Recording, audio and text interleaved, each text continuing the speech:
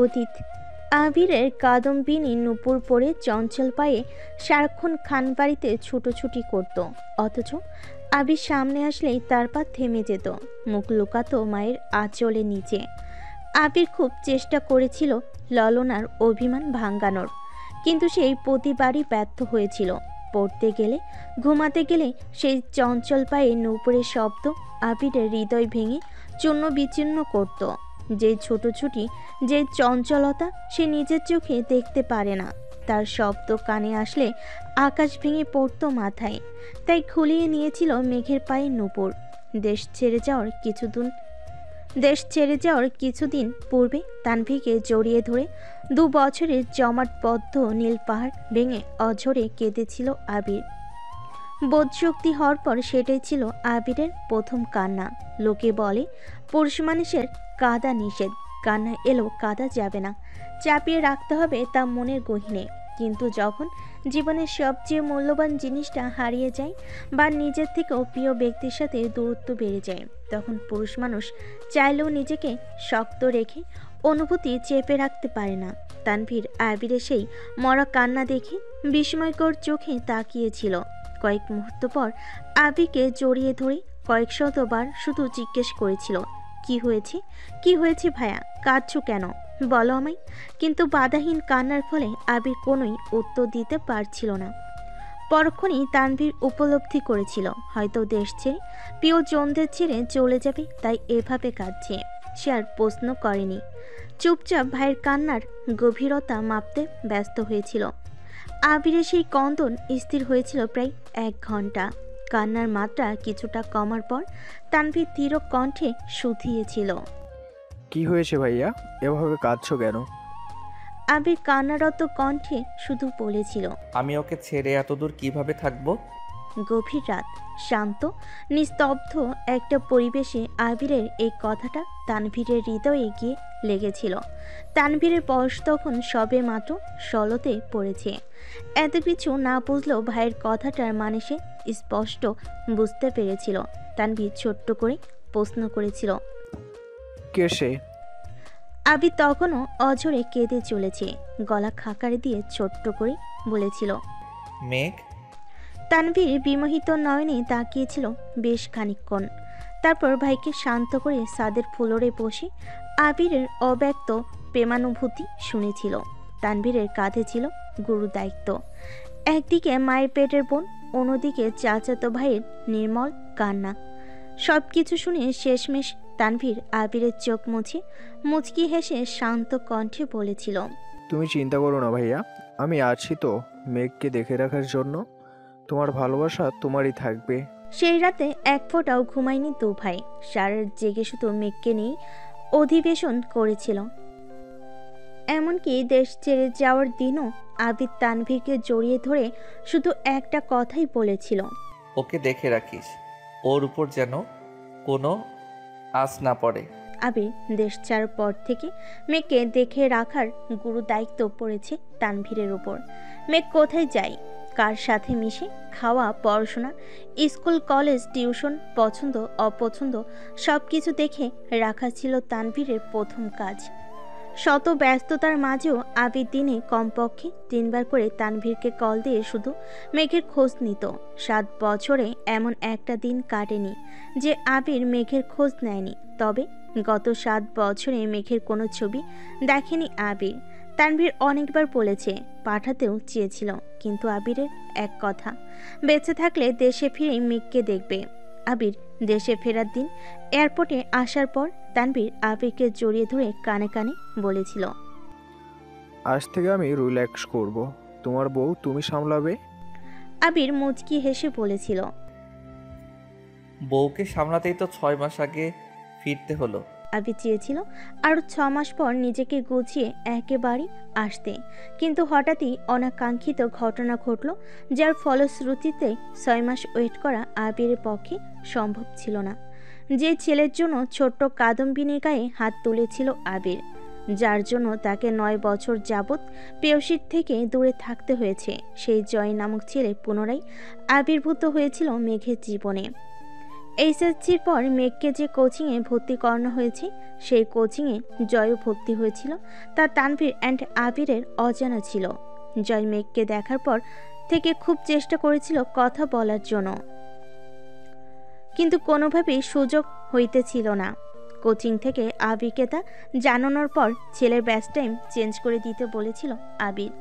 তারপর তানভীরও কয়েকদিন মেঘকে কোচিংয়ে দিয়ে আসছে এবং নিয়ে আসছে, কিন্তু তাতেও কোনো লাভ হয়নি। ওই ছেলে মেঘের ব্যাচ টাইমের আগে পরে কোচিংয়ের সামনে দাঁড়িয়ে থাকতো। আবির তানভীরকে ওই ছেলের সম্পর্কে খোঁজ নিতে বলে। দিন শেষে জানতে পারে এই ছেলেই ছোটবেলার সেই জয়। এটা জানা মাত্র আবিরের মাথায় রক্ত উঠে গেছিল। ইমার্জেন্সি ভিসা ম্যানেজ করে দেশে ফিরেছে। দেশে ফিরেই 9 বছরের রাগ, ক্রোধ, আক্রোশ সবটা ঢেলে জয়কে পিটিয়েছিল আবির। বর্তমান তানভীর ঘণ্টাখানেক মেঘের মাথায় জলপট্টি দিয়েছে, কিন্তু জ্বর এখনও কোনোভাবেই কমছে না। হালিমা খান ঘুমিয়ে পড়েছিলেন। হঠাৎ সজাগ হয়ে তানভীরকে জলপট্টি দিতে দেখে উদ্বিগ্ন কণ্ঠে জিজ্ঞেস করলেন, কি রে, তুই এখনো এখানে? সে কখন এসেছিস, খাবি না? তানভীর ছোট্ট করে বলল। খিদে নেই। হালিমা খান পুনরায় বললেন, আবিরও মনে হয় খায়নি, 2 ভাই মিলে খেতে যা। তৎক্ষণাৎ আবিরের কথা মনে পড়ল তানভীরের। বিড়বিড় করে বলল, এই রে ভাইয়া, কোথায় আছে? সঙ্গে সঙ্গে বসা থেকে উঠে দাঁড়ালো। স্বাভাবিক কণ্ঠে মাকে বলল, আম্মু একটু পর পর বনুর জ্বরটা চেক করো, সমস্যা মনে হলে আমায় ডেকো। কোনো রকমে কথাগুলো বলে স্পিডে বের হলো মেঘের রুম থেকে। এক ছুটে চলে গেল আবিরের রুমে, কিন্তু আবির রুমের কোথাও নেই, বেলকুনিতেও নেই। তানভীর রুম থেকে বের হয়ে করিডোর থেকে নিচে দেখলো, নিচেও আবির নেই। তানভীর দৌড় দিল ছাদের দিকে। ছাদের দরজা থেকে চোখ পড়ল আবির সিঙ্গেল সোফাতে বসে আকাশে পানে মুখ করে বসে আছে। এক মুহূর্ত দেরি না করে তানভীর বৃষ্টির মধ্যে আবিরের কাছে দৌড়ে গেল। ছোটাছুটি ফলে তানভীরের শ্বাস নিতে কষ্ট হচ্ছে। কয়েকবার ঘন ঘন শ্বাস ছেড়ে আবিরকে ডাকলো। ভাইয়া, বৃষ্টির মধ্যে বসে আছো কেন? রুমে চলো। আবির আকাশের দিকে দৃষ্টি রেখে শক্ত কণ্ঠে উত্তর দিল। তুই রুমে যা। তানভীর পুনরায় বলল, প্লিজ ভাইয়া, রুমে চলো। কি পাগলামি শুরু করেছো তোমরা? আবির ক্রোধিত কণ্ঠে জবাব দিল, আমার জন্য মেঘের আজ এই অবস্থা, আমার মরে যাওয়া উচিত। আবিরের অবিদিত কথায় তানভীরের প্রচণ্ড রাগ হলো। রাগে ফুঁসতে ফুঁসতে বলল, তোমাদের মরতে হবে না, আমি মরে যাই, তাতেই তোমাদের শান্তি হবে। আবির ধমকে সুরে বলল। তানভীর, তানভীর ধীর কণ্ঠে বলল, আমাকে ধমকাচ্ছ কেন? বনু না হয় অবুঝ, পাগলামি করে ফেলেছে, তাই বলে তুমি কেন পাগলামি করছো ভাইয়া? তোমার কি এমন কাজ করা মানাচ্ছে? একটু থেমে রাশভারী কণ্ঠে পুনরায় বলল, রাকিব ভাইয়া তোমার অবস্থা দেখে ভয় পেয়ে আমায় কল দিয়েছিল। তুমি যদি স্ট্রং না থাকো তাহলে মেঘকে কে সামলাবে বলো? তুমি তো জানো ভাইয়া, আমার জীবনে মেঘ আর তুমি সবচেয়ে কাছের মানুষ। তোমার বা মেঘের কিছু হলে আমি বাঁচতে পারবো না। প্লিজ পাগলামি করো না, রুমে চলো। প্রথম কথাগুলো শক্ত কণ্ঠে বলল, শেষ কথাগুলো বলার সময় তানভীরের গলা ভিজে আসছিল। আবির যেন বিগ্রহের ন্যায় বসে আছে। তানভীর বেশ কিছুক্ষণ শান্ত কণ্ঠে আবিরকে বুঝিয়ে রুমে নিয়ে গেছে। আবিরকে শাওয়ার নিতে ঢুকে তানভীরও নিজের রুমে গিয়ে ফ্রেশ হয়ে এসেছে। আবিরের মুখোমুখি তানভীর বসেছে। ছাদে অন্ধকার থাকার কারণে আবিরের অভিব্যক্তি বোঝা যায়নি। আবিরের চোখ মুখ ফুলে আছে, দেখে বোঝাই যাচ্ছে বেশ খানিকটা সময় কেটেছে। তার উপর বৃষ্টি, এখনো চোখ টকটকে লাল হয়ে আছে। তানভীর আবিরের হাতটা সামনে এনে এপাশ ওপাশ ঘুরিয়ে দেখলো, হাতের অবস্থা খুব খারাপ। তানভীর ওষুধের বক্স থেকে একটা মলম বের করে অল্প অল্প করে লাগিয়ে দিচ্ছে। আবির দাঁতে দাঁত চেপে তা সহ্য করছে। গত 1 ঘন্টা যাবৎ আবিরকে বুঝিয়ে তানভীর রুমে এনেছে। এখন কোনোভাবে রিয়াক্ট করা যাবে না। তানভীর যথেষ্ট শান্ত আর হাস্যোজ্জ্বল একটা ছেলে, তবে রাগ উঠলে কেমন যেন গম্ভীর হয়ে যায়। আবিরের হাতে মলম লাগিয়ে তানভীর আস্তে করে বলল, ব্যান্ডেজ করে দিব ভাইয়া? আবির স্বাভাবিক কণ্ঠে জবাব দিল। ব্যান্ডেজ লাগবে না, খোলা থাকলে তাড়াতাড়ি ঠিক হবে। তানভীর স্বাভাবিক কণ্ঠে বলল। ভাইয়া খাবে না। আবির গম্ভীর কণ্ঠে উত্তর দিল। না। তানভীর কোমল স্বরে বলল। প্লিজ ভাইয়া চলো না, খেতে যাই। আবির নিরেট কণ্ঠে জানালো। আমি খাবো না বললাম তো, তুই খেয়ে নে। তানভীর বুঝতে পারল বাইকে জোর করে কোনো লাভ হবে না, তাই চুপচাপ রুম থেকে বেরিয়ে চলে গেল। আবিরের বাকি রাত কাটলো বেলকনিতে দাঁড়িয়ে। ধীরে ধীরে ভারী বর্ষণ কমেছে, ঝিরিঝিরি বৃষ্টিও একসময় কমেছে। ফজরের নামাজ পড়ার জন্য আবির বাসা থেকে বেরিয়ে গেছে, ফিরেছে ঘন্টা দুয়েক পর। প্রতিদিন সকালবেলা নিচে রান্না আর পেপার পড়ার ধুম লাগলো, আজ ড্রয়িং রুম সম্পূর্ণ ফাঁকা। আবির দীর্ঘ পায়ে সিঁড়ি দিয়ে উঠল। মেঘের রুমে সবাই হুমড়ি খেয়ে পড়েছে। আলী আহমদ খান, মোজাম্মেল খান, ইকবাল খান থেকে শুরু করে বাড়ির 3 কর্তি, এমনকি মিম আদি আর তানভীরও উপস্থিত সেখানে। মেঘ শঙ্কিত হয়ে রইল। সবাই যেন একজোটে মেঘের উপর হামলা চালাচ্ছে। মেঘ সবার দিকে বারবার তাকাচ্ছে শুধু। মোজাম্মেল খান রাগান্বিত কণ্ঠে প্রশ্ন করলেন। বৃষ্টিতে ভিজতে গেছিলি কেন? বৃষ্টিতে ভিজলে যে জ্বর উঠবে সেই বোধশক্তি কি তোর হয়নি এখনো? ইকবাল খান মোজাম্মেল খানকে শান্ত করতে ব্যস্ত। এর মধ্যে আলী আহমদ খান ধীর কণ্ঠে বলে উঠলেন। এখন 1 মিনিট নষ্ট করা একটা দিন নষ্ট করার সময়। ইচ্ছাকৃত জ্বর বাঁধানো কি ঠিক হয়েছে তোমার? কথাটা শান্ত স্বরে বলল। এই কথার অভিপ্রায় অষ্টাদশীর বোধগম্য হলো। মালিয়া খান, আকলিমা খানও যেন একজোটে বিলাপ শুরু করেছে। যে যার মতো প্রশ্ন করছে, কোথা থেকে ভিজে আসছিস, কখন গেছিস, ভিজলি কেন, আরও কত কথা, কত প্রশ্ন। মেঘ নির্বাক চোখে শুধু তাকিয়ে আছে। সে কি করে বলবে? হালিমা খান কোমল কণ্ঠে বলেন। তোর জন্য খাবার নিয়ে আসি মা, অল্প কিছু খেয়ে নে না প্লিজ। মেঘ সবার উপরে ওঠার রাগ যেন মায়ের উপর ঝালো। কাঁপা কাঁপা গলায় চিৎকার দিয়ে বলল। বললাম তো খাবো না, তেতো লাগে সবকিছু। কথাটা ঠিকমতো শেষ করতে পারল না। আবির হাজির হলো রুমে। মেঘের দৃষ্টি আবির দিকে পড়তে অকস্মাৎ কম্বল টানলো কপাল পর্যন্ত। আবির গম্ভীর কণ্ঠে বলল। এখানে এত ভিড় করার মতো কি হয়েছে? অসুস্থ রোগী দেখতে এসেছো? দেখে চুপচাপ চলে যাবে। রোগীকে এত প্রশ্ন করছো কেন? ডাক্তার বলেছেন ওকে কোনো প্রকার চাপ না দিতে। অনুগ্রহ করে ওকে একটু শান্তিতে থাকতে দাও। একদমে কথাগুলো বলল আবির। ইকবাল খান বাতিজির রাগ বুঝতে পেরে শান্ত কণ্ঠে বললেন। আবির কণ্ঠ দ্বিগুণ ভারী করে বলল। ওর ইচ্ছে হয়েছে বৃষ্টিতে ভেজার, তাই ভিজেছে। তাছাড়া জ্বর হলে মাথা ফ্রেশ হয়। এখন সবাই নাস্তা করতে যাও। মেঘ কম্বলের নিচ থেকে বেঞ্চি কেটে মনে মনে বলল। যার জন্য করি চুরি সেই বলে চোর। আপনি আমায় বাধ্য করেছেন বৃষ্টিতে ভিজতে, আর এখন সবার সামনে সেটা আমার ইচ্ছে বলে চালিয়ে দিচ্ছেন। বাহ হিটলার, বাহ কি বুদ্ধি আপনার। বাড়ি কেউ কোনো কথা বলল না। চুপচাপ সকলে রুম থেকে বের হতে লাগলো। আবির গম্ভীর কণ্ঠে বলল। তানভীর, মেঘের জন্য নাস্তা নিয়ে আয়। হালিমা খানও চলে গেলেন মেঘের নাস্তা রেডি করতে। মেঘ তখনও কপাল পর্যন্ত কম্বল টেনে রেখেছিল। রুম নিস্তব্ধ হয়ে যাওয়ায় মেঘ ভেবেছে সবাই চলে গেছে, তাই এক আঙ্গুলে আস্তে করে কম্বলটা কপাল থেকে নামাতেই চোখ পড়ল আবির ভাইয়ের শানিত চোখের দিকে। মেঘ আর আবিরে চোখাচুকি হতেই আবির একটানা দুবার ভুরু নাচালো। আবির ভাইয়ের এমন কাণ্ডে মেঘ হেসে ফেলল। তৎক্ষণাৎ মনে পড়ে গেল ও তো আবির ভাইয়ের উপর রেগে আছে। অকস্মাৎ মুখ গোমরা করে ফেল মেঘ। আবির চেয়ার টেনে মেঘের পাশে বসে মৃদু কণ্ঠে শোধালো। এখন কেমন লাগছে? জ্বর কি কমেছে? মেঘ ওষ্ঠ উল্টালো, কিছুই বলল না। আবির সহসা মেঘের কপালে হাত রাখলো, সাথে একবার গলায় হাত রেখে সঙ্গে সঙ্গে কপাল কুঁচকে হাত সরিয়ে নিল। তটস্থ হয়ে বলল। এখনো তো অনেক জ্বর। বসা থেকে উঠে টেবিল থেকে থার্মোমিটার নিয়ে বিছানায় বসে মেঘের জিপার নিচে ধরল। মেঘ হাঁ করে তাকিয়ে আছে আবির ভাইয়ের দিকে।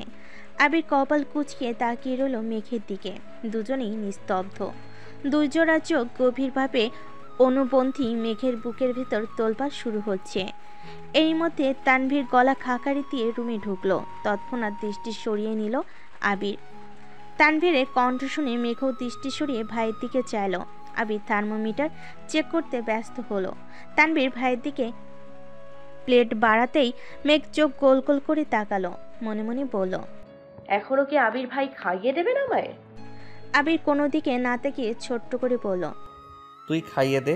তানভীর বিস্ময় সমেত তাকালো আবির দিকে। আবির তানভীরকে চোখ দিয়ে ইশারা করতে তানভীর স্বাভাবিক ভঙ্গিতে বলল, ঠিক আছে, আমি খাইয়ে দিচ্ছি। আবির বিছানা থেকে উঠে চেয়ারে বসে আছে। তানভীর মেঘকে উঠিয়ে খাওয়ানো শুরু করলো। মেঘ জোর করে অল্প অল্প খাচ্ছে। তানভীর মেঘকে এটা সেটা বলে বলে বোঝাচ্ছে আর খাওয়াচ্ছে। আবির যেন নীরব দর্শক, একবার ফোনের দিকে দেখছে, একবার মেঘের খাওয়া দেখছে। কোনো মতে অল্প খেয়ে মেঘ শীতল কণ্ঠে বলল, আর খাবো না ভাইয়া। তানভীর আর জোর করলো না, পানির গ্লাস এগিয়ে দিল মেঘের দিকে। খাওয়া শেষে পানির গ্লাস টেবিলে রাখতে রাখতে তানভীর বলে উঠল, ভাইয়া, বোনকে ওষুধগুলো খাইয়ে দাও প্লিজ, আমি নিচে যাচ্ছি, খুব ক্ষুধা লাগছে। তানভীর রুম থেকে বেরিয়ে নিচে চলে গেছে। আবির ফোন পকেটে রেখে টেবিল থেকে ওষুধ রেডি করে মেঘের দিকে এগিয়ে দিল। মেঘও মাথা নিচু করে ওষুধগুলো খেয়ে নিল। আবির নিরেট কণ্ঠে বলল, সাবধানে থাকিস। আবির চলে যেতে নিলে মেঘ আবিরের ডান হাত আঁকড়ে ধরে। সহসা আবির ব্যথায় উফ করে উঠল। মেঘ সঙ্গে সঙ্গে হাত ছেড়ে দিল। মেঘ ভেবেছে আবির ভাই হয়তো বিরক্ত হয়েছেন মেঘের ছোঁয়াতে। অকস্মাৎ মেঘের মনটা খারাপ হয়ে গেল। কাঁদো কাঁদো কণ্ঠে মেঘ বলল, আমি মরে গেলে আপনি। এতটুকু বলতেই আবির অগ্নি দৃষ্টিতে চাইল অষ্টাদশীর দিকে। মেঘ কথা সম্পূর্ণ করতে পারল না। আবির রাগান্বিত কণ্ঠে বলল, চুপ। আবির দাঁতে দাঁত চেপে পুনরায় বলল, আর কোনোদিন যদি তোর মুখে এই কথা শুনি তাহলে ওই দিনই তোকে মেরে বুড়িগঙ্গায় ফেলে দিয়ে আসবো। মেঘের ছোট্ট হৃদয়টা আবির ভাইয়ের কথাই আবারও চূর্ণ বিচ্ছিন্ন হলো। একটু রমস্বরও তো বলতে পারতেন, তা না মেরে ফেলবেন। মেঘের অক্ষিপট ভিজে আসছে, চিবুক নামিয়ে বিড়বিড় করে বলল, এই বাড়ির কেউ আমায় ভালোবাসে না, সবাই শুধু বকে। সবার রাগ ঝাড়ার একমাত্র জায়গা আমি। কেউ কেউ তো আবার গায়েও হাত তোলেন। শেষ কথাটা বলে আবিরের দিকে তাকালো। পল্লব চাপটাতেই গাল বেয়ে অশ্রু গড়িয়ে পড়ল। আবির অষ্টাদশীর মুখের পানে চেয়ে মনে মনে বলল, এই কেউটা তোকে ইচ্ছেকৃত মারতে চাইনি। এটা কি করে বোঝাবো তোকে? এই কেউটা যে নিজে থেকে বেশি তোকে ভালোবাসে। তোকে মারার সাধ্য কি তার আছে? আমি পারছি না তোকে বুকে জড়িয়ে চিৎকার করে বলতে যে তুই আমার সব কিছু। তোকে ছাড়া আমি নিঃস্ব। আবির বিছানার পাশে বসে গলা খাকারি দিয়ে তপ্ত স্বরে বলল, তুই হয়তো জানিস না, কারো অলিখিত কাব্য তুই, কারো স্বস্তির নিঃশ্বাস নেয়ার কারণ তুই। তোর ডাগর ডাগর চোখের চাহনিতে কারো বিনাশ নিশ্চিত। তোর অনাদেয় কর্মকাণ্ডে খুব শীঘ্রই কারো মস্তিষ্কে রক্তক্ষরণ ঘটানোর কারণ হবে। সময় থাকতে সাবধান হয়ে যা মেঘ। মেঘ বিস্ময়কর দৃষ্টিতে চেয়ে রইল। জ্বরের ঘোরে কথাগুলো মানে বুঝলো কিনা কে জানে। মেঘ কণ্ঠ খাদে নামিয়ে বলল, কার? আবির দীর্ঘশ্বাস ফেলে প্রখর স্বরে বলল, তোর বাবা মায়ের। মেঘ অক্ষি পল্লব ঝাপটে বৃহৎ নয়নে চেয়ে আছে আবিরের দিকে। আবির ঠান্ডা কণ্ঠে বলল, আর কার ভালোবাসা প্রয়োজন তোর? আমার আব্বু যেখানে আমার সাথে প্রয়োজনের বাহিরে কোনো কথা বলে না, সেখানে তোর ইচ্ছে অনিচ্ছা নিয়ে ভাবে আম্মুর ভালোবাসা। আশা করি আমার তোকে বোঝাতে হবে না। কাকামণি কাকিয়া তো ওদের সন্তানের থেকেও তোকে বেশি আদর করে। চাচ্চু আর মামনির কথা কি বলবো তোকে? চাচ্চুর আর মামনির খুব শখ ছিল একটা মেয়ে বাবুর। তোর জন্মের পর দুজন খুশিতে এত কান্না করছে যে এলাকার মানুষ ভেবেছিল এই বাড়িতে কেউ মারা গেছে। তানভীর ছেলে হয়েও এতটা গুরুত্ব পাইনি যতটা গুরুত্ব তুই চাচ্চু আর মামুনির থেকে পাস। তানভীরের জীবনে বাবা মায়ের পরেই তোর অবস্থান। মিম আদি তো তোরই ভক্ত। খান বাড়িতে তোর যতটুকু অগ্রাধিকার তা আমাদের কারণেই। আর কার ভালোবাসা চাস? একসাথে কথাগুলো বলে আবির থামলো। তারপর দীর্ঘশ্বাস ছেড়ে বলল, উল্টাপাল্টা কথা ভেবে নিজেকে কষ্ট দেওয়া বোকামি ছাড়া কিছুই না। মেঘ ডাগর ডাগর চোখে তাকিয়ে চিন্তিত কণ্ঠে শুধালো। আপনার কথা বললেন না কেন? মেঘের প্রশ্ন শুনে আবির ঢোক গেলে কপাল কুচকালো, তারপর শক্ত কণ্ঠে বলল, তোর এখন রেস্ট নেওয়া প্রয়োজন। আবির চেয়ার থেকে উঠতে নিলে মেঘ আবিরের ডান হাতে 2 আঙ্গুল আঁকড়ে ধরে। সঙ্গে সঙ্গে আবির দাঁতের দাঁত চিপে চোখ বন্ধ করে ফেলে। মেঘ সহসা আবিরের হাতের দিকে চাইল। আবিরের হাতের কাটা অংশে চাপ পড়াই রক্ত বের হচ্ছে। সঙ্গে সঙ্গে হাত ছেড়ে দেয় মেঘ। মেঘ আর্তনাদ করে পড়ল। আবির ভাই, আপনার হাত এতটা কেটেছে কিভাবে? আবির তপ্ত স্বরে শুধু বলল। এমনি। আর কিছু না বলে রুম থেকে বেরিয়ে গেল। মেঘ নির্বাক চোখে তাকিয়ে আবির ভাইয়ের প্রস্থান দেখল। মেঘের মনে পড়ল মেন গেটের পাশে দেওয়ালে ঘুষি দেওয়ার কথা। ধরে নিল এর ফলে আবির ভাইয়ের হাত কেটেছে। অষ্টাদশী জানতে পারল না তাকে থাপ্পড় দেওয়ার অপরাধে আবির কত শত ঘুষিতে নিজেকে আহত করেছে। গতকালের ঘটনাগুলো পরপর মনে হতে মেঘের নিজের পর বড্ড রাগ হলো। আবির ভাইয়ের অনুভূতি জানতে চাওয়ার কি দরকার ছিল? আর আগে নিজের গালে থাপ্পড় দিতে ইচ্ছে হলো মেঘের। আবির ভাই জান্নাত আপুকে পছন্দ করলে মেঘের ব্যাপারে কোনো অনুভূতি থাকবে না, এটাই তো স্বাভাবিক। আবিরের সাথে এই জীবনে কখনো মেঘের সুসম্পর্ক ছিল বলে মনে পড়ছে না মেঘের। এই হিটলার স্বভাবের ব্যক্তির জন্য আছে জ্বরে ভুগছে, এটা ভাবতেই মাথায় রক্ত উঠছে। আবির মেঘের রুম থেকে বেরিয়ে নিজের রুমে গেল। একটা তালা নিয়ে ছাদের গেটে তালা ঝুলিয়ে দিল। তারপর নাস্তার টেবিলে চলে গেল। ততক্ষণে নাস্তার টেবিলে ফাঁকা হয়ে গেছে। 3 কর্ত্রী রান্নাঘরে কাজ করছে আর এটা সেটা নিয়ে কথা বলছে। আবির রান্নাঘরের সামনে গিয়ে রাশভারী কণ্ঠে বলল, ছাদের গেটে তালা দিয়ে দিয়েছি। তোমাদের কারো ছাদে যাওয়ার প্রয়োজন হলে আমার রুম থেকে চাবি নিয়ে যেও। আকলিমা খান চিন্তিত কণ্ঠে শুধালেন। ম্যাক, কি রাতে ছাদে গিয়ে ভিজছিস? আবির উপনিস মাথা নাড়ল শুধু। মালিয়া খান হালিমা খানের দিকে তাকিয়ে বলেন, যে মেয়ে ভূতে ভয় পায়, সন্ধ্যার পর বৃষ্টি হলে কানে আঙুল দিয়ে বসে থাকে, সেই মেয়ে এত রাতে ছাদে গেল কিভাবে? হালিমা খান নির্বাক চোখে তাকিয়ে রইল মালিয়া খানের দিকে। এই প্রশ্নের উত্তর ওনার কাছেই নেই। আবির কণ্ঠ দ্বিগুণ ভারী করে বলল, তোমাদের এসব নিয়ে গবেষণা করতে হবে না, যা হওয়ার হয়েছে। মেঘকে এই বিষয় নিয়ে আর কোনো প্রশ্ন করবা না। ছাদে না যেতে পারলে এমন কাণ্ড আর ঘটাতে পারবে না। এই টপিক এখানেই শেষ। আবির চুপচাপ নাস্তা করে নিজের রুমে চলে গেছে। তানভীরের সারাদিন কাটলো চায়ের পর চা খেতে খেতে। আবিরের জন্য ঘণ্টাখানেক তানভীরকেও বৃষ্টিতে ভিজতে হয়েছিল, যার ফলস্বরূপ গলা ব্যথা সর্দির উপরকম হয়েছে। বিকেলে আবার এমপির সম্মেলনে যেতে হবে, তাই চা কফি খেয়ে গলা ঠিক রাখছে। দুপুরে খাবার খেয়ে বেরিয়ে পড়েছে সম্মেলনের উদ্দেশ্যে। আবির সারাদিনও রুম থেকে বের হলো না। 3টার দিকে মালিয়া খান আদিকে পাঠিয়েছিল ডাকার জন্য, কিন্তু আবির ঘুমাচ্ছে দেখে আদি দরজা থেকে চুপচাপ চলে আসছে। আরও কিছুক্ষণ পর বাধ্য হয়ে মালিয়া খান নিজেই সিঁড়িতে উঠে গেলেন ছেলের রুমে। দরজা থেকে একবার আবিরকে ডাকলো, কিন্তু কোনো সাড়া নেই। মালিয়া ছেলের কাছে গিয়ে বাহুতে হাত দিতে আটকে উঠলেন। জ্বরে আবির একা পড়ে যাচ্ছে, ডান হাত ফুলে গেছে কুনি পর্যন্ত। মালিয়া খান এই যে ছেলেকে ডাকছে, আবির জ্বরে ঘরে কিছুই বলতে পারছে না। মালিয়া খান রুম থেকে বেরিয়ে হাঁকডাক শুরু করলেন। ইকবাল খান সোফায় বসে টিভি দেখছিলেন। ভাবি ডাক শুনে দৌড়ে গেলেন। মেঘ ঘুমাচ্ছিল। হালিমা খান মেঘের মাথায় জলপট্টি দিচ্ছিলেন। বড় যায় আর্তনাদে মেঘের রুম থেকে বেরিয়ে ছুটে গেলেন আবিরের রুমে। আবিরের মুখমণ্ডল অন্ধকার হয়ে আছে। হাতের ব্যথার সাথে দীর্ঘ সময় বৃষ্টিতে ভেজার ফলে এই দশা হয়েছে। ইকবাল খান সঙ্গে সঙ্গে ডাক্তারকে কল দিয়েছেন। ঘণ্টাখানেক পর পরিস্থিতি শান্ত হলো। আবিরকে ব্যথার ওষুধ খাওয়ানো হয়েছে।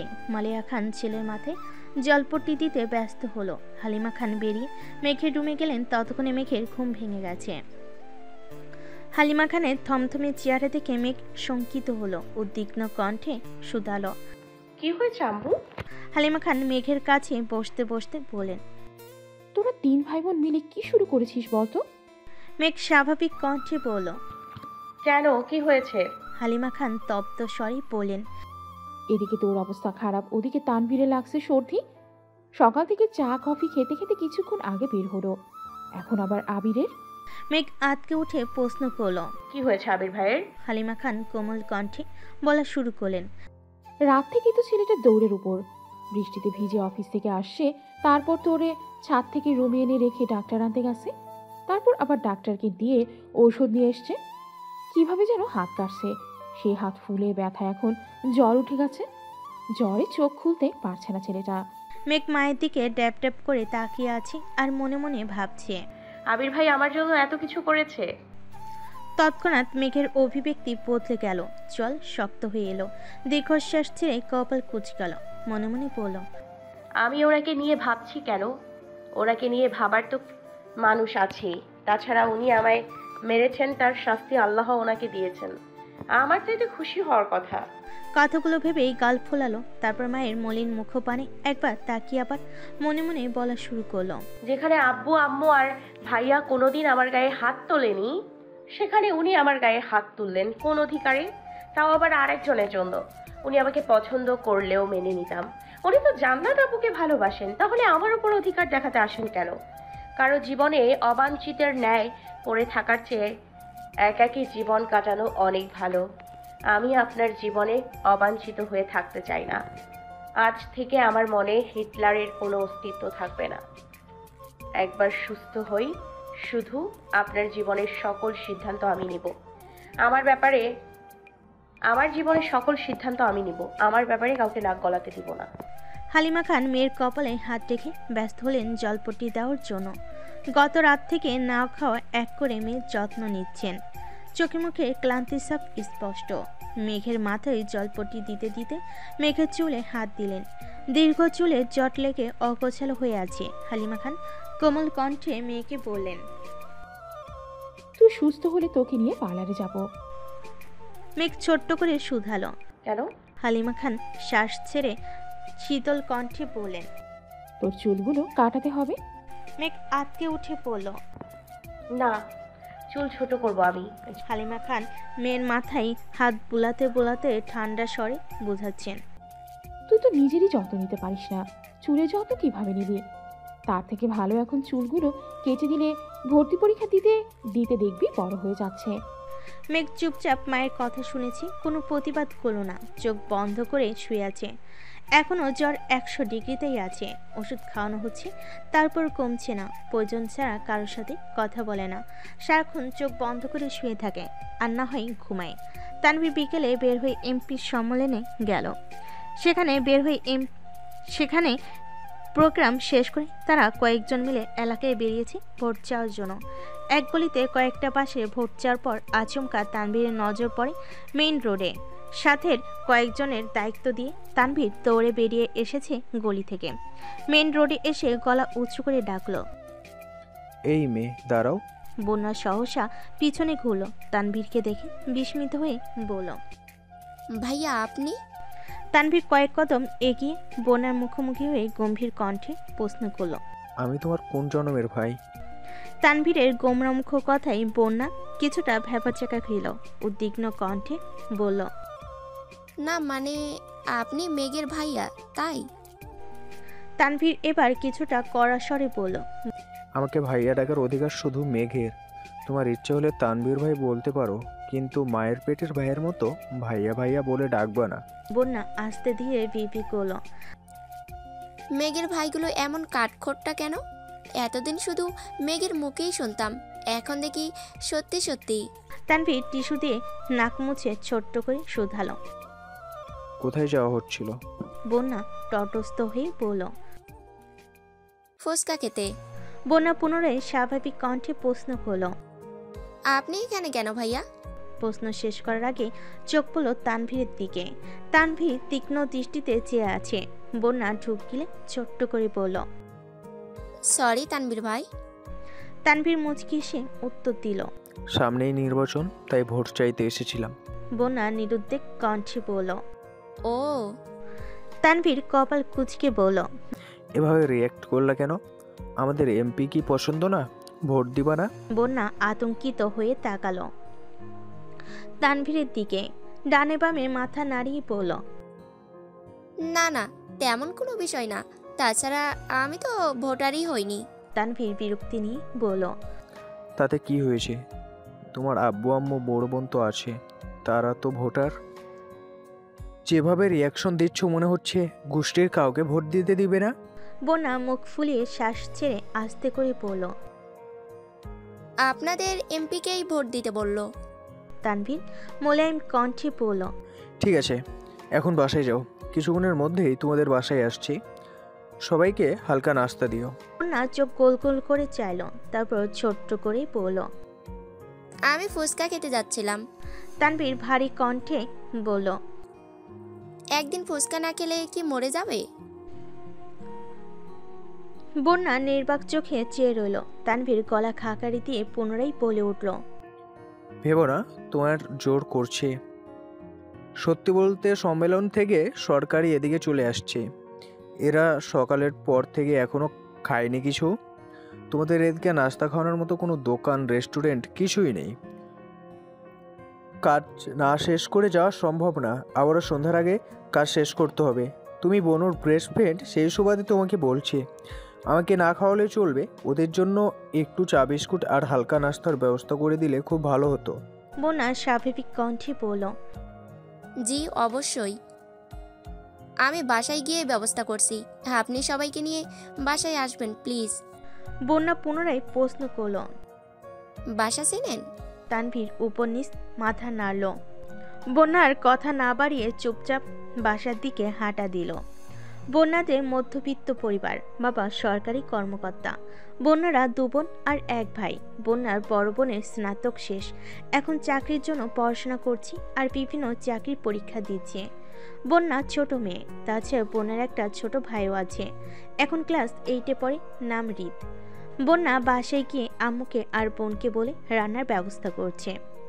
কিছুক্ষণ সময়ের মধ্যেই নুডলস, পাকোড়া, ফিরনি সাথে চা বিস্কিট রেডি করে ফেলেছে। কিছুক্ষণ পর হাজির হলো সকলে। এলাকার সব বাড়িতে বলে শেষের দিকেই গিয়েছি বন্যাদের বাসায়। কলিং বেল চাপতেই কিছুক্ষণের মধ্যেই পণ্য এসে দরজা খুলে দিল। তানভীর 2টো শপিং ব্যাগ এগিয়ে দিল বন্যার দিকে। সবাইকে বসতে বলে বন্যা ভিতরে চলে গেছে। বন্যার আম্মু সকলকে নাস্তা দিতে ব্যস্ত। বন্যার বোন কাজ শেষ করে আগে নিজের রুমে চলে গেছেন। একটা শপিং ব্যাগ খুলতে চোখে পড়ল পার্সেল করা ফুচকা। বন্যা আশ্চর্য নয়নে তাকিয়ে আছে আর পিপি করে বলছে। তানভীর ভাই আমার জন্য ফুচকা এনেছেন? উনি কবে থেকে এত ভালো মানুষ হলেন? তারপর দ্বিতীয় শপিং ব্যাগ খুলে দেখলো এতে আপেল, মালটা আরও কি কি ফল। বন্যাদের বাসায় টুকটাক নাস্তা করে বেরিয়ে পড়েছে সকলে। বন্যা রান্নাঘর থেকে বেরিয়ে মায়ের সাথে মেন গেট পর্যন্ত এসে দাঁড়িয়েছে। তানভীর হাসি মুখে বন্যার মায়ের বিদায় নিল। তারপর বন্যার দিকে চেয়ে স্বাভাবিক কণ্ঠে বলল। তোমার বান্ধবী অসুস্থ, খোঁজ নিয়ে ওর আসছে। তারপর চুপচাপ বেরিয়ে চলে গেল তানভীর। তানভীর যাওয়ার পরপরই বন্যা রুমে এসে মেঘকে কল দিল। টানা 2বার কল বেজে শেষ হয়েছে। তৃতীয়বার রিসিভ হলো। বন্যা চিন্তিত স্বরে শুধালো। তুই নাকি অসুস্থ, কি হয়েছে তোর? মেঘের জ্বরে ঘরে কথা বলতে পারছে না, কাঁপা কাঁপা গলে বলল। জ্বর? তোকে কে বললো? বন্যা স্বাভাবিক কণ্ঠে জবাব দিল। তানভীর ভাই আসছিল, উনি বলে গেলেন। মেঘ কপাল কুঁচকে গলায় একটু জোর দিয়ে বলল। ভাইয়া তোদের ওখানে গেছিল নাকি? আমাদের এলাকাতে ভোট চাইতে এসেছিলেন, আরও কয়েকজন ছিল। আমাদের বাসায় হালকা নাস্তা করে গেছেন আর তোর কথা বলে গেছেন। মেঘ ঠান্ডা কণ্ঠে বলল। আচ্ছা। বন্যা পুনরায় শুধালো। জ্বর কি বেশি? আর জ্বর কিভাবে বাদালি? মেঘ ভরাট শীতল কণ্ঠে উত্তর দিল। অনেক জ্বর, এমনি উঠছে। আবির ভাই থাপ্পড় মেরেছে, এটা কোনোভাবেই বন্যাকে বলা যাবে না। বন্যা দ্বিগুণ উত্তেজিত কণ্ঠে বলল। বেবি শোনো না। মেঘ জ্বরের ঘরেই বলছে। বল, শুনছি। বন্যা দ্বিগুণ উত্তেজিত কণ্ঠে বলল। জানিস তোর ভাই তো আমার জন্য ফুচকা নিয়ে আসছে আজ। মেঘ এবার চোখ গোল গোল করে চাইল, গলা ঝেড়ে বলল। কাহিনী কি পুরোটা বল। বনে এবার স্বাভাবিক কণ্ঠে সম্পূর্ণ ঘটনা খুলে বলল। সবটা শোনার পর মেঘের সোজা সাপটা উত্তর। শোন, আমার ভাই যতই রাগ দেখাক না কেন, দিন শেষে আমার পছন্দের সব জিনিস ভাইয়াই এনে দেয়। আবির ভাইয়ের মতো এত নিষ্ঠুর না, তাই ভবিষ্যতে আমার ভাইকে নিয়ে বাজে কথা বলবি না। বন্যা উদ্বিগ্ন কণ্ঠে বলল। আবির ভাইয়ের সাথে আবার কিছু হয়েছে নাকি? মেঘ থাপ্পড়ের কথা এড়িয়ে গিয়ে বলল। ওনার ফোনে একটা মেয়ের ছবি দেখেছি। তাছাড়া জান্নাত আপুর সাথেও গতকাল কত মধুর স্বরে কথা বলেছেন। আমার মনে হয় জান্নাত আপুকেই উনি পছন্দ করেন। বন্যা বিরক্তি নিয়ে বলা শুরু করলো। ফালতু ব্যাটারি নিয়ে একদম ভাববি না তুই। তোর জন্য কিউট একটা বয়ফ্রেন্ড খুঁজে দিব, তুই কোনো চিন্তা করিস না। ওই ব্যাটার কথা তো ভুলেও ভাববি না। ওই ব্যাটা কি হারাচ্ছে সেটা একদিন ঠিক বুঝবে। মেঘের অক্ষিপট ভিজে আসছে, গলা খাকারি দিয়ে আস্তে করে বলল। সময় পেলে আমায় দেখতে আসিস, রাখছি এখন। সঙ্গে সঙ্গে কল কেটে দিল মেঘ। বোনাও বুঝতে পারল মেঘের মন খারাপ, তাই বিরক্ত করেনি। মেঘ নীরবে কিছুক্ষণ চোখের জল ফেলে বিড়বিড় করে বলল, আমাকে অনুভূতিহীন আর নিষ্ঠুর হতে হবে, যাতে দুনিয়ার কোনো কষ্ট আমায় ছুঁতে না পারে। তারপর রুমের ছাদের দিকে যে অন্যমনস্ক কণ্ঠে গুনগুন করে গান গাইছে। আব ছায়া চলে যায় হিজলের দিন, অভিমান জমে জমে আমি ব্যথাহীন। আহারে জীবন জলে ভাসা পদ্ম যেমন। রাত 9টার দিকে আলী আহমদ খান আর মোজাম্মেল খান বাসায় ফিরেছে। খাওয়া দাওয়া শেষ করে আবিরকে দেখতে এসেছেন। কিছুক্ষণের মধ্যে তানভীরও বাসায় ঢুকেছে। নিজের রুমে গিয়ে ফ্রেশ হয়ে মেঘের রুমে গেল। হালিমা খান মেঘের মাথায় জলপট্টি দিচ্ছেন। মেঘ চোখ বন্ধ করে শুয়ে আছে। মেঘের কাছে কিছুক্ষণ বসে আবির রুমে চলে গেল তানভীর। মালিয়া খান ছেলের মাথার কাছে বসে বসে মাথায় হাত বুলাচ্ছেন। জ্বর কিছুটা কমেছে, তবে হাতে হালকা ব্যথা, সাথে ফোলাটাও আছে। আলী আহমেদ খান আর মোজাম্মেল খান চেয়ারে বসে আছেন। তানভীর রুমে ঢুকে অন্য পাশে ঘুরে এসে আবিরের বিছানায় বসলো। কপালে হাত দিয়ে তাপমাত্রা বোঝার চেষ্টা করলো। আলী আহমেদ খান গম্ভীর কণ্ঠে বললেন, আবার কথায় মারপিট করেছিলে? আবির নিস্তব্ধ হয়ে ছাদের দিকে চেয়ে আছে। আলী আহমেদ খান পুনরায় শুধালেন, কি হলো? কাকে মেরে নিজের হাতের এই অবস্থা করেছো? আবির আব্বুর দিকে চেয়ে নরম স্বরে বলল, আমি খুবই ভদ্র ছেলে, মারপিট একদমই পছন্দ করি না। আপনি শুধু শুধু টেনশন করেন আমাকে নিয়ে। আবিরের ভাবের কথা শুনে তানভীর বিস্ময় চোখে চেয়ে আছে আর মনে মনে বলছে, বাহ ভাইয়া বাহ, কি নাটকটাই না করছো। বলতে হয় আপনি গুরু, আমি শিষ্য, বুদ্ধি আমার কম, আপনি বুঝাইয়া দিলে বুঝতে সক্ষম। মোজাম্মেল খান কঠিন স্বরে বলে উঠলেন, মারপিট যদি নাই করবা তাহলে এই অবস্থা হলো কেন শরীরে? আবির আমতা আমতা করে বলল, রাস্তায় কিসের সাথে ধাক্কা লেগে কেটে গেছিল।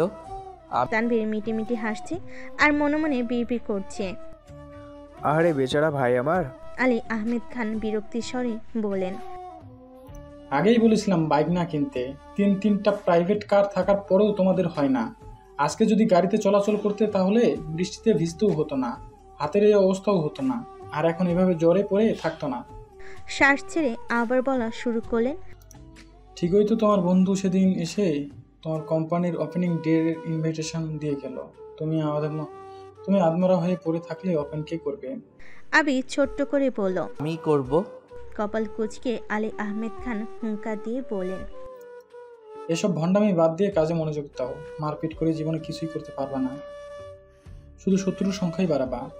কোম্পানি শুরু করার অনুমতি চেয়েছো, অনুমতি দিয়েছি। এখন যদি কোম্পানির কাজের বাইরে নিজের মর্জি মতো চলো তাহলে আমাকেও কঠোর হতে হবে, এই আমি বলে রাখলাম। মালিয়া খান কোমল কণ্ঠে বলেন, ও তো বললো মারপিট করেনি। আলী আহমেদ খান গম্ভীর কণ্ঠে বলে উঠলেন, তোমার ছেলের বয়সটা আমিও পার করে এসেছি। কোন কারণে কি হতে পারে সে সম্পর্কে আমার সম্পূর্ণ ধারণা আছে। একটা সময় রাজনীতি আমিও করেছি, রাজনীতির জন্য কত কত জায়গায় আমিও মারপিট করেছি। কি লাভ হয়েছে তাতে? দিন শেষে সব ছেড়ে ব্যবসা শুরু করতে হয়েছে। তোমার ছেলেকে সময় থাকতে বুঝাও এসব ঝামেলাতে না জড়িয়ে কাজে মন দিতে। আলী আহমেদ খানের কথা শুনে আবির, তানভীর আর মালিয়া খান তিনজনই বিস্ময়কর দৃষ্টিতে তাকিয়ে রইল। কিছুক্ষণ পর মালিয়া খান নরম স্বরে বলে উঠলেন, আপনার রক্তই তো পেয়েছে।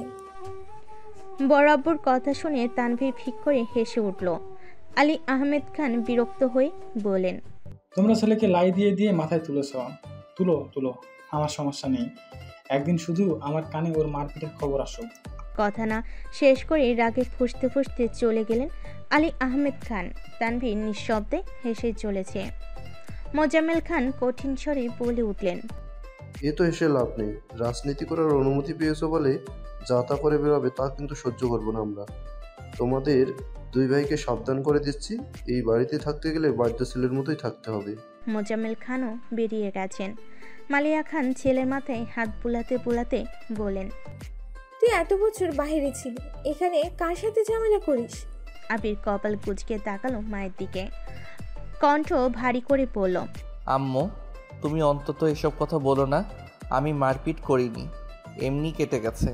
এত চিন্তা করো না তো। আবির শ্বাস ছেড়ে আবার বলল, বিশ্বাস না করলে তোমার সামনে তানভীরকে জিজ্ঞেস করছি, কী রে তানভীর, আমি কি মারপিট করি? আবিরের এরকম প্রশ্নে ভ্যাবাচাকা খেলো তানভীর। কিছুটা নড়ে চড়ে হাসি চেপে পড়ল, না, একদমই না। ভাইয়ার মতো নিষ্পাপ একটা শিশু কি মারপিট করতে পারে? বড় আম্মু, তুমি শুধু শুধু চিন্তা করছো। মালিয়া খান কিছু বলার আগেই আবির বলে উঠল, আম্মু, তুমি এখন আব্বুর কাছে যাও। রাগে ফুঁসতেছে মনে হয়, তুমি ওনাকে সামলাও গিয়ে। আমি ঠিক আছি, সমস্যা হলে কল দিবনে। মালিয়া খানও ছেলের কথা মতো বেরিয়ে মেঘকে দেখে নিচে চলে গেলেন। আবির মোলায়েম কণ্ঠে তানভীরকে শোধালো। মেঘ কেমন আছে? তানভীর স্বাভাবিকভাবেই উত্তর দিল, শরীরের তাপমাত্রাও তো কমছে না, ঘুমাচ্ছে দেখে আসলাম। আম্মু বলল বিকালে একটু নাকি কমেছিল জ্বর। আবিরের চেহারায় চিন্তিত ভাব স্পষ্ট বোঝা যাচ্ছে। তানভীর কিছুটা তপ্ত স্বরই বলল, নিজেকে আহত করে কী লাভ হলো? দিব্যি দুই রুমে পড়ে অসুস্থতায় ভুগছে। তুমি সুস্থ থাকলে তো বনুর কেয়ার করতে পারতা। আবির চুপচাপ শুয়ে আছে, কিছুই বলছে না। আবিরকে নীরব থাকতে দেখে তানভীর ছোট্ট করে শুধালো, ভাব কমেছে হাতের? আবির গম্ভীর কণ্ঠে উত্তর দিল, কিছুটা। তানভীর পুনরায় প্রশ্ন করল, খেয়েছো ভাইয়া? আবির সঙ্গে সঙ্গে উত্তর দিল। হ্যাঁ। আবির হঠাৎই তীক্ষ্ণ দৃষ্টিতে চেয়ে তানভীরকে প্রশ্ন করল, কোথায় যাবি বলছিলি? গেছিলি? কি খাওয়ালো? তানভীর হাসি মুখে উত্তর দিল। নাস্তা খাওয়িয়েছে? আবির স্বাভাবিক কণ্ঠে বলল। Go ahead. তানভীর শান্ত স্বরে বলল, রেস্ট নিবা, লাইট অফ করে দিব। আবির উপনিস মাথা নাড়ল শুধু। তানভীর লাইট অফ করে বেরিয়ে গেছে। ঘণ্টাখানেক পর আবির কোনো রকমে উঠে নিজের রুম থেকে বেরিয়ে ধীর গতিতে মেঘের রুমে এসেছে। হালিমা খান কোনো কারণে নিচে গেছেন। বারান্দায় লাইটের আলোতে পরিষ্কার দেখা যাচ্ছে মেঘ গভীর ঘুমে মগ্ন। 24 ঘন্টায় জ্বরের অষ্টাদশী মুখমণ্ডল মলিন হয়ে গেছে। মেঘের ঘুম বরাবরই খুব গভীর। বাড়িতে বড়সড় দুর্ঘটনা হলো, ঘুমে থাকলে মেঘ কিছুই বুঝতে পারে না। এখন তো জ্বর, তারপর ওষুধের প্রভাবে সারাদিন রাত শুধু ঘুমায়। আবির বিছানার পাশে মেঘের কাছাকাছি এসে বসেছে। বাম হাত এগিয়ে দিল অষ্টাদশীর কপাল বরাবর। জ্বরের তীব্রতা বুঝতে পেরে দীর্ঘশ্বাস ফেল। অষ্টাদশী চুলে হাত বোলাতে বোলাতে বিড়বিড় করে বলল, আল্লাহ, ওর সব ব্যাধি আমায় দাও, তবুও ওকে তুমি সুস্থ করে তুলো প্লিজ। ওর এই অসুস্থতা সহ্য করার ক্ষমতা আমার নেই। কিছুটা সময় নিস্তব্ধ হয়ে চেয়ে রইল অষ্টাদশী ক্লান্ত বদনে। মনে মনে কত শত ভাবনারা যেন বাঁধ ভেঙে ছোটাছুটি করছে। মাথায় হাত বোলাতে বোলাতে শীতল কণ্ঠে বলা শুরু করলো, আই এম সরি মেঘ, আর কোনোদিন তোর গায়ে হাত তুলবো না। প্লিজ এবারের মতো আমাকে মাফ করে দিস। গত 9 বছরের মতো এবার অন্তত দূরে সরিয়ে দিস না। রাগ কর আর যাই কর, কিন্তু কথা বলিস প্লিজ। তুই কথা না বললে এবার হয়তো দেশ নয়, দুনিয়া ছেড়ে চলেই যাব। কথাগুলো একবারে বলে দীর্ঘশ্বাস ছেড়ে ধীর পায়ে রুম থেকে বেরিয়ে নিজের রুমে চলে গেল আবির। রুমে গিয়ে ফোন হাতে নিয়ে ডাক্তারের নাম্বারে কল করলো। ডাক্তারের সাথে কথা শেষ করে একটা ছোট্ট পৃষ্ঠাতে 2টা ওষুধের নাম লিখতে লিখতে তানভীরকে কল করলো। তানভীর 1 মিনিটের মধ্যে রুমে হাজির হলো। আবির ওয়ালেট থেকে 1000 টাকার নোট বের করলো। ওষুধের নাম লেখা পৃষ্ঠা আর টাকাটা তানভীরের দিকে এগিয়ে দিয়ে বলল, কষ্ট করে এই 2টা ওষুধ নিয়ে আসবি প্লিজ, আর বাকি টাকা দিয়ে ওর জন্য খাবার নিয়ে আসিস। তানভীর পৃষ্ঠা হাতে নিয়ে ঠান্ডা স্বরে বলল, টাকা লাগবে না, আমার কাছে আছে। আবির শক্ত কণ্ঠে বলল, নিতে বললাম নে, আর ওষুধ এনে একটা ওরে এখনই খাওয়াই দিস। তানভীর ঠিক আছে বলে টাকা নিয়ে বেরিয়ে পড়েছে। আবির বিছানার সাথে হেলান দিয়ে বসে ফোনের ওয়েলপেপারে দেওয়া মেঘের ছবিটা মনোযোগ দিয়ে দেখছে। আবির দেশে ফেরার পর শুক্রবারে যখন সবাই আত্মীয়রা আবিরকে দেখতে আসছিল, সেই সময়ে সোফায় আবির আর মেঘ মুখোমুখি বসেছিল। তখনই আবির মেঘের ছবি তুলেছিল। সেই ছবিটাই এডিট করে ওয়ালপেপার দিয়ে রেখেছে। ছবিটা দেখতে দেখতে হঠাৎই ঠোঁটের কোণে এক চিলতে হাসি ফুটে উঠল আবিরের। তারপর গুনগুন করে গান গাইতে শুরু করলো। তুই তো আমার সব রে পাগল, তুই তো আমার সব, তুই তো আমার বেঁচে থাকার বড় অনুভব। কেটে গেল 2 দিন। আবির কিছুটা সুস্থ হয়েছে, হাতের ব্যথা একেবারেই সারেনি, ওষুধ চলছে। এর মধ্যে রাকিব, রাসেল সহ বাকি বন্ধুরাও দেখতে এসেছিল আবিরকে। এই 2 দিনে মেঘের জ্বর কমেছে ঠিকই, তবে শরীর অতিরিক্ত দুর্বল। হালিমা খান ঘন্টায় ঘন্টায় মেঘের জন্য এটা সেটা রান্না করে নিয়ে আসে আর মেয়েকে জোর করে খাওয়ান। আবির রাতে দিনে বেশ কয়েকবার করে মেঘকে এসে দেখে যায়। মেঘ সজাগ থাকলেও আবিরকে দেখলে চোখ বন্ধ করে শুয়ে থাকে। আবির 2-একটা কথা বলেও মেঘ যেন নিস্তব্ধ হয়ে থাকে, সর্বোচ্চ মাথা নাড়ে শুধু। রবিবার রাতে আবির বিছানায় বসে বাম হাতে ল্যাপটপে কাজ করছিল। আগামীকাল 1 তারিখ, আবিরের অফিসে ওপেনিং ডে। ইকবাল খান দরজা এসে হালকা কাশি দিয়ে বলেন, ভিতরে আসবো? আবির ল্যাপটপ থেকে চোখ সরিয়ে কাকামণির দিকে চেয়ে বলল। কাকামণি ভেতরে আসো। ইকবাল খান চেয়ারে বসতে বসতে শুধালেন, শরীরের কি অবস্থা এখন? কালকে অফিস করতে পারবি? আবির ঠান্ডা কণ্ঠে জবাব দিল, পারবো, তাছাড়া রাকিব, রাসেল তো আছেই, সমস্যা হবে না আশা করি। ইকবাল খান একটু শক্ত কণ্ঠে বলেন, কালকে কিন্তু বাইক নিয়ে বের হবি না, আমি তোকে নিয়ে যাব। আবির মাথা নিচু করে বলল, আমি যেতে পারবো বাইকে। ইকবাল খান এবার কিছুটা রেগেই বলেন, তোকে তো তোর বাবার সাথে যেতে বলছি না, তুই আমার সাথে যাবি। আমি তো নিজের টাকা দিয়ে গাড়ি কিনেছি, এখানে ওনাদের অধিকার নেই। আবির গম্ভীর কণ্ঠে বলল। তারপরও ইকবাল খান রাগান্বিত কণ্ঠে বলে উঠলেন, তারপরও বলতে কিছু নেই, তুই আমার সাথে যাবি, এটাই শেষ কথা। আর তুই যদি এই অবস্থায় বাইক নিয়ে বের হতে যাস, তখন তো ভাইজান ডিরেক্ট নিষেধ করবে, তখন তো বাবার আদেশ মানতে ঠিকই বাধ্য হবি। এত ঝামেলার দরকার নেই, তুই কাল আমার সাথে যাচ্ছিস, এটাই শেষ কথা। আবির দীর্ঘশ্বাস ছেড়ে বলল। ঠিক আছে। সোমবার সকাল সকাল আবির একেবারে পরিপাটি হয়ে রুম থেকে বের হয়ে মেঘের রুমে ঢুকলো। ফিটফাট সুদর্শন আবির ভাইকে দেখে মেঘের বুকের ভেতর ধুকপুক শুরু হয়ে গেছে। মেঘ বিপুল চোখে তাকিয়ে নিজেকে নিজে প্রশ্ন করছে, ওনাকে এত ভাল লাগে কেন?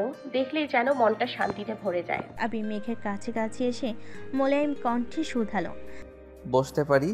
মেঘ নির্বাক তাকিয়ে রইল। কয়েক মুহূর্ত পর মাথা হেলেই বুঝালো বসার জন্য। আবির মেঘের কাছাকাছি বসে ঠান্ডা হাতে মেঘের কপালে আলতো করে ছুতেই মেঘ কিছুটা কেঁপে উঠল। আবির চিন্তিত স্বরে বলল, জ্বর তো নেই, তারপরও চোখ মুখ এত শুকনো লাগছে কেন? খাস না কিছু? মেঘ কিছুই বলছে না। আবির পুনরায় বলল, বাহিরের কিছু খাবি? আসার সময় নিয়ে আসবো। সঙ্গে সঙ্গে মাথা নেড়ে না করলো। আবির উদ্গ্রীব হয়ে বলল, কি খাবি বল? রেস্টুরেন্টের খাবার? কেক, বিস্কিট, চানাচুর, চিপস, চকলেট নাকি আইসক্রিম? মেঘ আস্তে করে বলল, না। আবির ভুরু নাচি শুধালো, চিপসও খাবি না? মেঘ ছোট্ট করে বলল, না। না বলে সঙ্গে সঙ্গে ওষ্ঠ উল্টালো।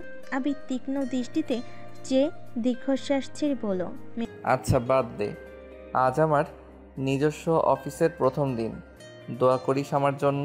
মেঘ আশ্চর্য নয়নে তাকিয়ে মনে মনে ভাবছে, আবির ভাই আমার কাছে দোয়া চাইতে এসেছে, এটা কি স্বপ্ন নাকি? মেঘ মন খারাপ সরিয়ে হাসি মুখে বলল, ফিয়ামানিল্লাহ, আপনার জন্য অনেক অনেক শুভকামনা রইল। মেঘ মনে মনে বলল, ব্যবসার দোয়া করি আপনি আপনার ব্যবসা এবং জান্নাত আপুকে নিয়ে সুখী থাকুন। আবির স্বাভাবিক কণ্ঠে বলল, ধন্যবাদ, তুই সাবধানে থাকিস আর খাওয়া দাওয়া ঠিক মতো করিস। আসছি।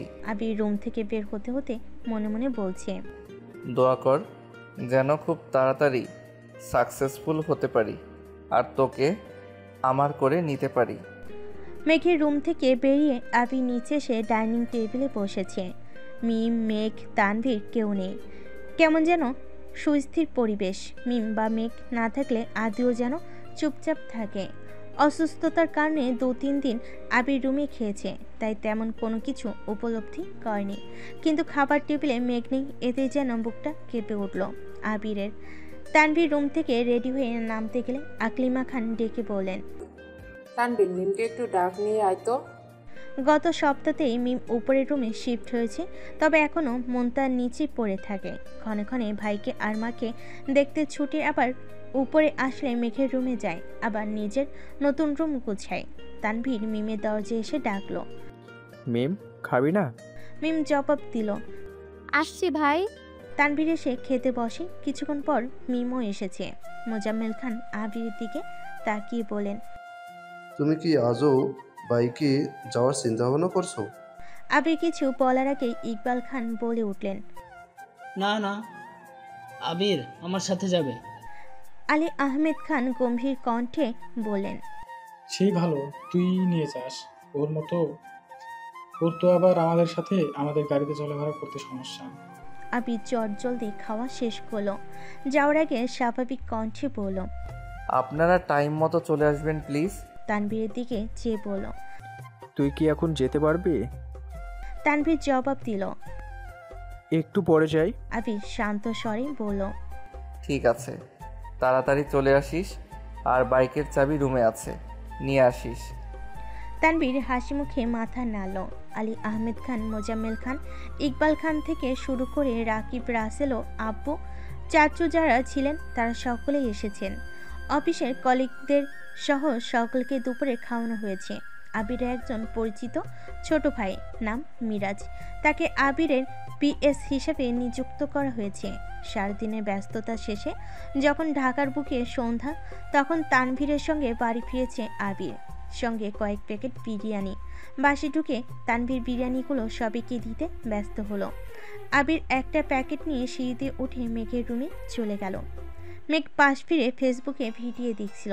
আবির গলা খাকারি দেওয়াতে পিছনে ঘুরেছে। আবির বিরিয়ানির প্যাকেট এগিয়ে দিয়ে ছোট্ট করে বলল, তোর জন্য এনেছি, খেয়ে নিস। মেঘ কপাল কুঁচকে প্রশ্ন করলো, কি এতে? আবির উত্তর দিল, বিরিয়ানি। মেঘ শুধু বলেছে, আমার তো। আবির সঙ্গে সঙ্গে বলে উঠল, আমি জানি তোর বিরিয়ানি থেকেও কাচ্চি অনেক বেশি পছন্দ, কিন্তু সব দিক বিবেচনা করে অফিসে বিরিয়ানি দেওয়া হয়েছে। আজ এটা খেয়ে নে, আমি অন্যদিন তোর জন্য কাচ্চি নিয়ে আসবো। মেঘ আর কিছু বলল না। আবিরও বিরিয়ানি রেখে নিজের রুমে চলে গেছে। 2 থেকে 3 দিন কেটে গেল। আবিরের ব্যস্ততা এখন দ্বিগুণ বেড়েছে। 2 অফিসে সিইওর দায়িত্ব পালন করা 4টেখানের কথা নয়। তারপরও কোনো কাজের ফাঁকি দেয় না ছেলেটা। নিজেকে প্রতিষ্ঠিত করার ঝোঁক মাথাচাড়া দিয়ে বসেছে। শত ব্যস্ততার মাঝেও প্রতিদিন ফজরের নামাজ পড়ে বাসায় ফিরে নিজের ভালোবাসার মানুষটাকে ঘুমান্ত অবস্থায় দেখে যায়। হালিমা খান ইদানিং মেঘের সাথে থাকায় আবিরের সুবিধাই হয়েছে। হালিমা খান ফজরের নামাজ পড়তে নিজের রুমে চলে যান, তারপর রান্নার ব্যবস্থা করেন। এই ফাঁকে আবির মেঘকে দেখে সাথে চলে যায়। 2-3 দিন যাবৎ বাসে ফেরার সময় মেঘের জন্য এটা সেটা খাবার কিনে নিয়ে আসে। একদিন মেঘের জন্য চিপস কিনতে গিয়ে মহা মুসিবতে পড়ে গেল আবির। আবির দোকানদারকে বলেছে, চিপস দেন। দোকানদার জিজ্ঞেস করেছে, কোনটা দিব? কম করে হলো 20 থেকে 30 জাতের চিপস। আবির হাঁ হয়ে তাকিয়ে আছে। মেঘের পছন্দের 2টা চিপসের নাম আবির জানতো, কিন্তু অন্য কোনো কোম্পানির চিপস পছন্দ করে তা আবিরের অজানা ছিল। তাই দোকান থেকে সব ব্র্যান্ডের চিপস 2টা করে মোটামুটি 1 বস্তা চিপস নিয়ে মেঘের রুমে হাজির হলো। বাকি সময়টা তখন বিকেল ছিল। ড্রয়িং রুমে কেউ ছিল না। এত চিপস দেখে মেঘ অজ্ঞান মতো চেয়ে থেকে শুধালো, আপনি কি চিপসের ব্যবসা শুরু করেছেন? আবিব স্বভাবসুলভ গম্ভীর কণ্ঠেই উত্তর দিলেন, তোর পছন্দের চিপস কোনগুলো বের কর। এত তো চিপসের ভিত থেকে 5টা পছন্দের চিপস বের করে বলল, এগুলোই আমার পছন্দ। আবির ভারী কণ্ঠে বলল, বাকিগুলো টেস্ট করতে পারিস, ভালো লাগলে পছন্দের লিস্ট বাড়াবি, আর ভালো না লাগলে মিম আর আদিকে দিয়ে দিস। বৃহস্পতিবার সকালে আবির অফিসে যাওয়ার পথে মিমকে ডেকে ছাদের চাবি দিয়ে বলল, মেঘের শরীর ভালো থাকলে ওকে নিয়ে একটু ছাদে যাস। মিম চাবি নিয়ে উত্তর দিল, ঠিক আছে ভাইয়া। আবির অফিস থেকে ফেরার পথে মেঘের কোচিং আর টিউশন থেকে এই সপ্তাহের সকল নোটস আর পরীক্ষার প্রশ্নগুলো এনে মেঘের রুমে টেবিল ওপর রেখে নিজের রুমে চলে গেছে। মিমার মেঘ ছাদে ঘুরে ফিরে ফুল গাছগুলো দেখছিল। নয়নতারা কুড়িয়ে দুবোন দুটো কানে গুজে কয়েকটা ছবি তুলেছে আর এটা সেটা হাজারো গল্প করেছে। এক সপ্তাহে মেঘের শরীর কিছুটা সুস্থ হয়েছে, তবে মায়ের ঘন্টায় ঘন্টায় আনা খাবার খেতে হচ্ছে। আবিরও এটা সেটা নিয়ে আসে। মোজাম্মেল খান অথবা আলী আহমেদ খান রুটি কলা ফল নিয়ে আসে। তানভীর রাতে ফেরার সময় যা চোখের সামনে পড়ে তাই নিয়ে আসে। খেতে খেতে আর শুয়ে থাকতে থেকে ক্লান্ত হয়ে গেছে। বেশ খানিকটা সময় সাথে ঘোরাঘুরি করে নিচে এসে যে যার রুমে চলে গেছে। মেঘ রুমে ঢুকতে চোখ পড়ল টেবিলের উপর রাখা প্রশ্ন আর শিটের দিকে। এগুলো নিয়ে উল্টিয়ে পাল্টিয়ে দেখলো। বুঝতে বাকি নেই যে এগুলো আবির ভাই এনেছে। মেঘ সন্ধ্যার পরে পড়তে বসেছে। অসুস্থতার ফলে এক সপ্তাহ যাবৎ বই নিয়ে বসতে পারছিল না মেয়েটা। কিছুক্ষণ পড়াশোনা করে আবির ভাইয়ের আনা প্রশ্নগুলো দিয়ে পরীক্ষা নিজের অবস্থান চেক করছিল। প্রতি শুক্রবারে ন্যায় এই শুক্রবারটাও ভালোভাবে কাটল সকালের। আবির আসরের নামাজ পড়ে করিডোর দিয়ে নিজের রুমের দিকে যাচ্ছিল। হঠাৎই সামনে পড়ল মেঘ। একটা স্কাই ব্লু কালারের জামার সাথে সাদা ওড়না গলায় পেঁচিয়েছে। হাতে একটা পার্স নিয়ে খোলা চুলে বের হচ্ছে রুম থেকে। স্ট্রেট লম্বা চুলগুলো আগা হাঁটু ছুঁই ছুঁই। আবির ক্ষুদ্র চোখে তাকিয়ে রইল অষ্টাদশীর পানে। মেঘ রুম থেকে বেরিয়ে মুখোমুখি হলো আবির ভাইয়ের। সাইড কেটে চলে যেতে চাইলে আবির প্রশ্ন করলো, এভাবে চুল ছেড়ে কোথায় যাচ্ছিস? মেঘ মাথা নিচু করেই ছোট্ট করে উত্তর দিল, পার্লারে। আবির কপাল কুঁচকে শুধালো, কেন? মেঘ মাথা নিচু করেই পুনরায় উত্তর দিল, চুল কাটতে। আবির এবার তীক্ষ্ণ দৃষ্টিতে তাকিয়ে বলল, তোকে চুল কাটার অনুমতি কে দিয়েছে? মেঘ একদমই বলে ফেল, আম্মু বলেছে আমি নাকি চুলের যত্ন নিতে পারি না, তাই কাটাতে যাচ্ছি। আবির গম্ভীর কণ্ঠে প্রশ্ন করল, মামনি বলেছে? মেঘ উত্তর দিল, জি। আবির ভিতর ভিতরে রাগে ফুঁসছে, কণ্ঠ দ্বিগুণ ভারী করে জানালো, চুল কাটাবি ভালো কথা, কিন্তু চুল কোমরের উপরে যেন না ওঠে। মেঘ অন্যদিকে মুখ করে অভিমানী স্বরে বলল, আমার চুল আমি কাটাবো, কারো অভিমতের প্রয়োজন নেই। আবির দাঁতের দাঁত চেপে দীর্ঘশ্বাস ফেলে কড়া স্বরে বলল, চুল কোমরের 1 ইঞ্চি উপরে উঠলে তোর খবর আছে। কথাটা বলে শেষ করা মাত্রই আবির দ্রুত পায়ে নিজের রুমের দিকে চলে গেল। অষ্টাদশী স্ট্যাচুর মতো দাঁড়িয়ে বিড়বিড় করে বলল, আমার চুল আমি যা ইচ্ছা তাই করবো, আপনার কথা আমি কেন শুনবো? আপনি আপনার প্রিয়তমার উপর অধিকার খাটান, গিয়ে আমার উপর অধিকার খাটাতে আসবেন না। কথাগুলো একদমে বলে সিঁড়ি দিয়ে নেমে মায়ের রুমে চলে গেল। হালিমা খান মেয়েকে নিয়ে বাসার কাছের একটা পরিচিত পার্লার গিয়েছেন। হালিমা খান বলেছিলেন কাঁধের নিচ পর্যন্ত কেটে ফেলতে, কিন্তু মেঘের মন টানছে না। চুলের প্রতি যেন তার বড্ড বেশি মায়া। মায়ের কথায় চুল কাটতে রাজি হয়েছে সেই অনেক। হালিমা খানের জোড়াজুড়িতে মেঘ পিঠ পর্যন্ত চুল কাটতে রাজি হয়েছে। পার্লারের মহিলা যখনই চুল কাটার জন্য কেচি হাতে নিল, তৎক্ষণাৎ মেঘের মনে পড়ে গেল আবির ভাইয়ের বলা কথাটা। মেঘ মনে মনে ভাবল, না না না, আবির ভাইয়ের ওপর কোনো বিশ্বাস নেই। চুল ছোট করলে যদি ওই দিনের চেয়েও বেশি জোরে মারি, তাহলে তো আমি মরেই যাব। থাক বাবা, এই ফালতু বেটার মার খেয়ে অকালে জীবন ত্যাগ করার কোনো প্রয়োজন নেই। আর কিছুদিন জীবনটা উপভোগ করে নেই। সঙ্গে সঙ্গে মেঘ চিৎকার দিয়ে উঠল। মেঘের আচমকা চিৎকারে হালিমা খান কিছুটা ভরকে গেলেন। চিন্তিত হয়ে জিজ্ঞেস করলেন, কি হয়েছে তোর? এভাবে চিৎকার করছিস কেন? মেঘ নিরুদ্বেগ কণ্ঠে বলল, কোমর পর্যন্ত কাটাবো চুল।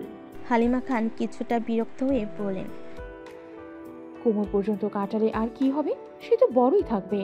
মেঘ মন খারাপ করে উত্তর দিল, তারপরেও কোমর পর্যন্তই কাটাবো। হালিমা খানও আর জোর করলেন না। মেয়ের কথা মতো কোমর পর্যন্তই কাটানো হলো। কাজ শেষ করে সন্ধ্যার আগে বাসায় ফিরছেন মা মেয়ে।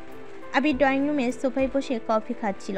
কাউকে ঢুকতে দেখে চোখ তুলে এক পলক তাকালো। মেঘকে দেখে দৃষ্টি স্থির হলো। মেঘের চুল দেখার জন্য তীক্ষ্ণ দৃষ্টিতে চেয়ে রইল।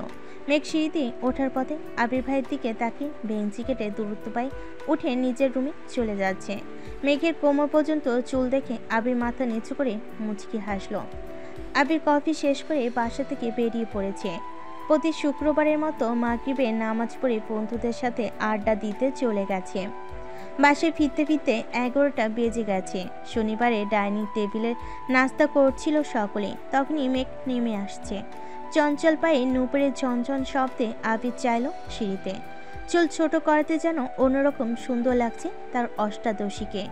কোমরে পড়া চুলগুলো হাঁটার সঙ্গে সঙ্গে এদিক সেদিক নড়ছে।